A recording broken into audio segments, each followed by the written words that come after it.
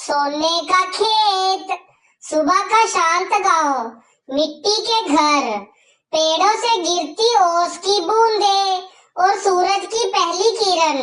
हरीराम खेत में बैलों के साथ हल चलाता है। उसके चेहरे पर पसीना और मेहनत की चमक। खेत बंजर दिख रहा है, मिट्टी सूखी, फसल मुरझाई हुई। घर का दृश्य।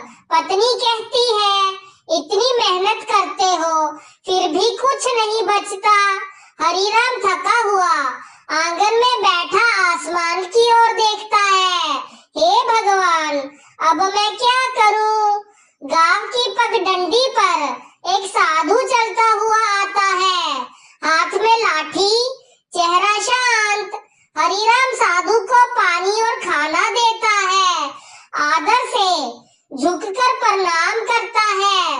साधु मुस्कुराता है और कहता है, तेरे खेत में सोना छिपा है, पर उसे पाने के लिए मेहनत करनी होगी। हरीराम की आंखों में चमक। सोना मेरे खेत में? अगले दिन वे खेत में गड्ढे खोदना शुरू करता है, धूप में पसीना बहाता हुआ। रात का दृश्य। चांदनी में हरीराम अब भी खेत में खोद रहा है। दिन गुजरते हैं, खेत पूरा उलट पुलट जाता है, पर सोना नहीं मिलता। घर लौटकर पत्नी ताना देती है, कहाँ है तेरा सोना? बेकार में सब मिट्टी कर दी। हरीराम सोच में डूबा। नहीं, साधु झूठा नहीं हो सकता।